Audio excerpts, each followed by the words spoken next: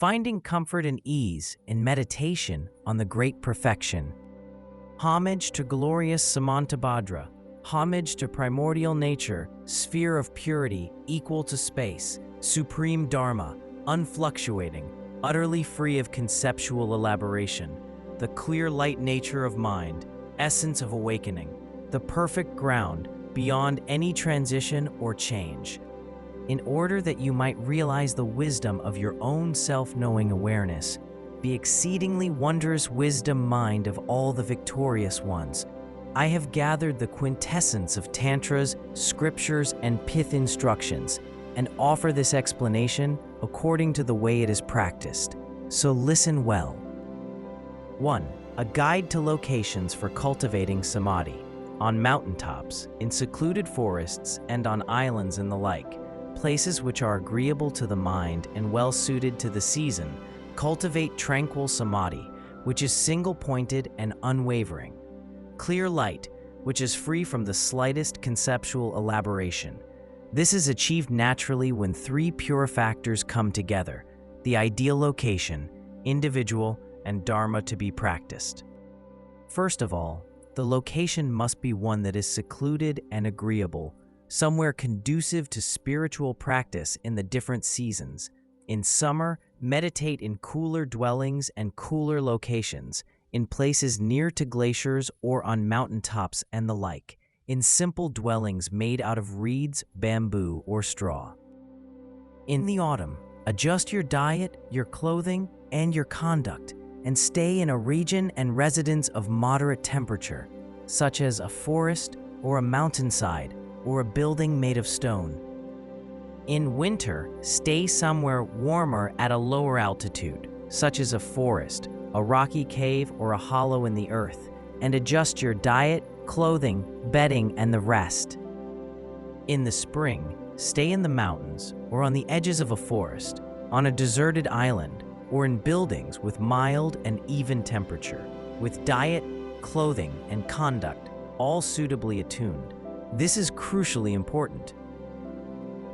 There is an important interconnection between outer and inner, so keep to inspiring and secluded places which you find uplifting.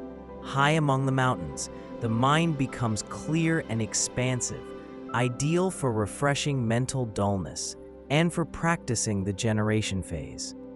Snowy regions help to make samadhi clear and awareness bright and lucid, so for cultivating vipassana, they make ideal places with the fewest obstacles. Forests bring stillness of mind and help us to develop mental stability, so they are ideal places for cultivating shamatha with a sense of ease. Below rocky cliffs, we can feel a vivid sense of impermanence and disenchantment, clear and inspired, helping us to achieve the union of shamatha and vipassana. On the banks of a river, our attention becomes well-focused, and the wish to escape samsara comes rapidly and afresh. Charnel grounds are powerful places for swift accomplishment, ideal for the generation or completion phases, it is said. Villages, markets, empty houses, solitary trees, and the like, which are frequented by humans and non-human demons, are distracting for beginners and can bring many obstacles, but for stable practitioners, they are a support, regarded as supreme. Temples and shrines, inhabited by Gyalpo and Gongpo spirits, can disturb the mind and incite thoughts of anger and aversion. Caverns in the earth and such places, haunted by the Senmo demonesses, cause passionate desire to arise and bring excessive dullness and agitation. Solitary trees and other places, which are inhabited by mamos and dakinis, as well as boulders and mountain spurs, where the Mutsun and Theorang reside, contribute, it is believed, to mental turmoil and bring all manner of obstacles. The lands of outcasts, Nagas, Nyen, and local spirits, by the lakeside or in meadows, forests, and such places, adorned with beautiful flowers, plants, and trees, are pleasant enough at first, but later prove disruptive.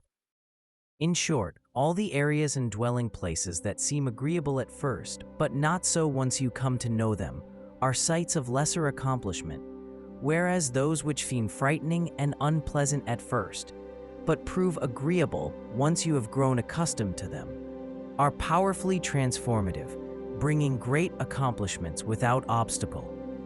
And everywhere else in between is neutral, neither beneficial nor harmful.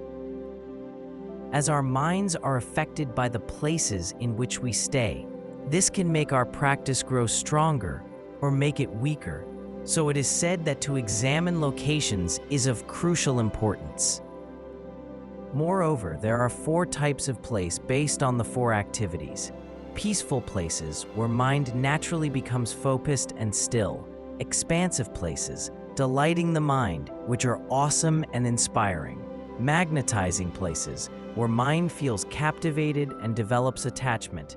And wrathful places, where mind is disturbed by feelings of fear and dread. Further divisions can be made, countless and beyond measure, but in this context, for samadhi, peaceful places are the best, and so, fearing an excess of words, I will elaborate no further. In such a peaceful place, the meditation dwelling should be in solitude, as this will suit the development of concentration in the mind. The ideal dwelling is one that is open at the sides and has a clear view. For nighttime yoga, practice inside a circular dark house, in a high place, and in the middle of the central chamber, with your pillow to the north, lying down in the posture of nirvana. The location for practicing the yoga of light during the daytime should be mild in temperature and should have an entrance with a broad, unobstructed view onto glaciers, waterfalls, forests, or valleys, and the vast and open sky so that mind becomes clear and bright. When cultivating samatha, a solitary hut surrounded by a fence is the ideal place for stillness of mind naturally to arise. For vipassana, it is important to have a clear, inspiring view and to be constantly cheerful and well-attuned to the seasons. Low-lying and shaded areas, such as forests and ravines, are ideal for practicing shamatha, whereas higher regions, such as among snowy mountains, are ideal for vipassana. It is important that you know these different specifications. To put it simply, any region or actual dwelling place for retreat, in which renunciation and disenchantment arise, the tension is well focused, and samadhi grows in strength. Any such place of virtuous activity is said to be the equal of the sacred site of the heart of awakening.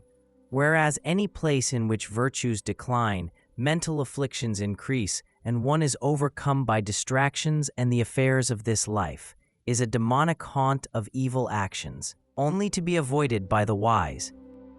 Since these points were taught by Padmasambhava, they should be learned by all who wish for liberation. This concludes the first section, being an explanation of the locations for cultivating samadhi, from finding comfort and ease in meditation on the Great Perfection. Translated by Adam Piercy, based on an earlier unpublished translation of Finding Comfort and Ease in Meditation on the Great Perfection by B. Alan Wallace and Adam Piercy, prepared for H. The Dalai Lama's Teachings in L'Arab Gare, France, 2000.